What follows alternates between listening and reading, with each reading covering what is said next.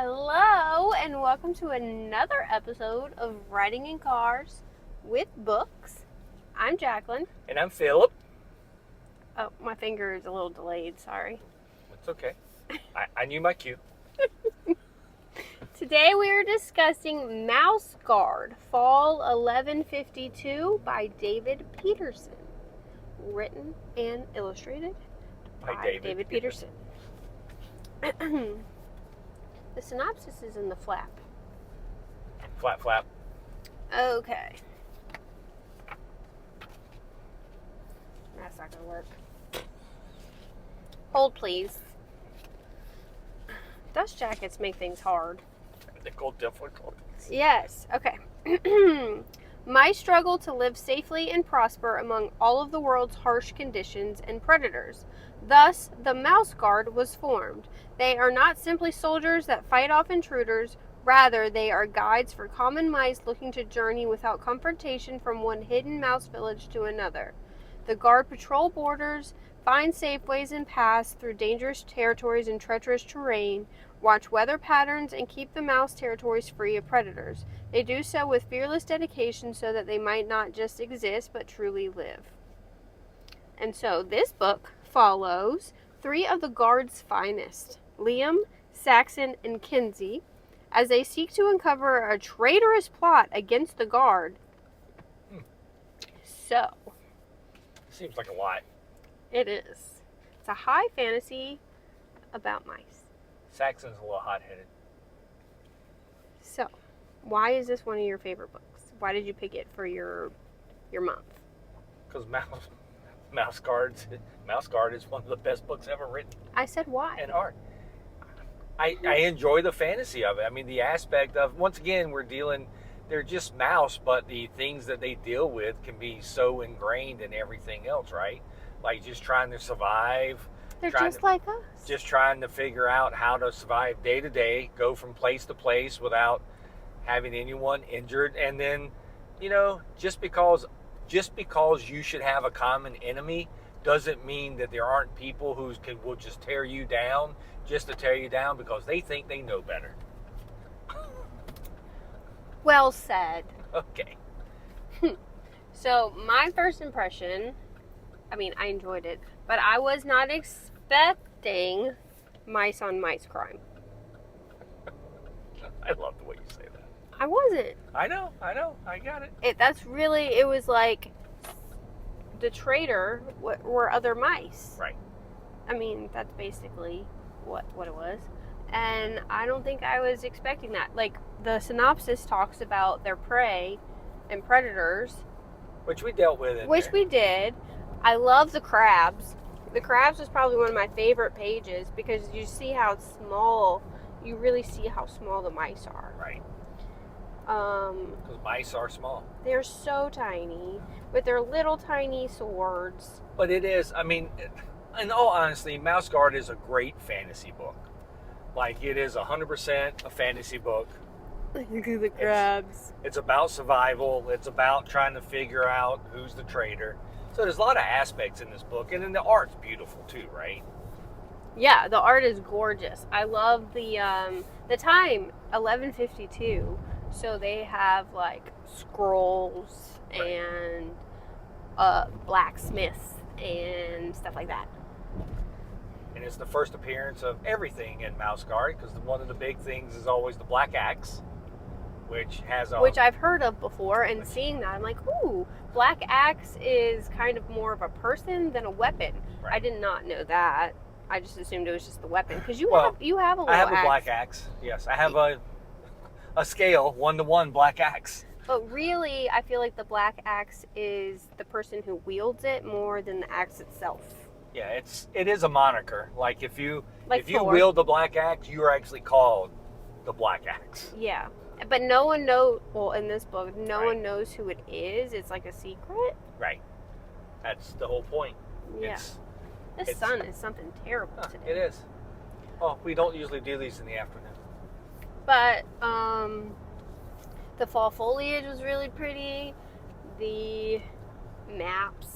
And I think in here David does a really good job with how you differentiate the mice. Because let's be fair, Sometimes when you're reading this, the mice can actually get confusing on Yeah. who's who. I was But gonna he say, actually puts them in different colored cloaks. so So the one's cloaks, blue, one's red, one's green, right? but do Like the cloaks mean that they're in the guard? that's kind of what it seems like. It's a part of that. But I mean, and they have a weapon, which Yeah. you know throws that off. But So these are our three main characters here. right, Liam's in green, Kenzie's in blue, and what's his Saxon. name? Saxon's in red. Thanks. And then And then I don't know. It was really good, but the villains are like, they're kind of this is gonna sound bad. They're kind of wearing hoods to well, cover up their identity, and they have stripes. right. I think what they were going for is they were so the the mice who were actually the traitors to everyone was they tried to steal the black. They did steal the black axe, basically. Spoiler alert for a book that's way old. And so they tried to wear like that kind of costume that like the hero would wear while carrying the black axe, because we didn't see it in here. We see it in later stories. When you're the black axe, you wore a suit. You didn't, like, your face was covered, so no one knew who you were. Yeah, it was and that's kind of anonymous. what and they don't go into that here, but that's kind of what they were going for. Each chapter has, like, I want to say a summary Yeah, of what already happened. which is great. So if you're confused, you're like, oh, that makes sense. But And then there's in the back there's a whole map of all the mouse mice, villages, mice villages, mouses. mices. It was very violent. I was not expecting it to be so violent. Well, I mean, But yeah, there's all this lore extras in the back. it tells you about certain cities. It tells you about the mouse guard. Yeah, all their different jobs. There's a stonemason, a carpenter, a potter, a baker, a miller. I mean, in a lot of ways, if you're like if you enjoy things like Lord of the Rings or that type of high fantasy, you're going to like Mouse Guard, Yeah. because it is 100% that kind of feel toward it. It's just about mice and how they survive and what they do to survive. Yeah, that's really it. And I'm not a huge fan of Hey, high look at that. fantasy, but I enjoyed it. At times I did get confused who was who, but that's how my brain works. All right, but that's the Signed if by it's, David Petersen. if you have the colors of each of the things. Yeah, it helps that it's printed in color. Yeah, like they kind of like in the original Teenage Mutant Ninja Turtles was black and white. You could only tell the turtles by their weapon.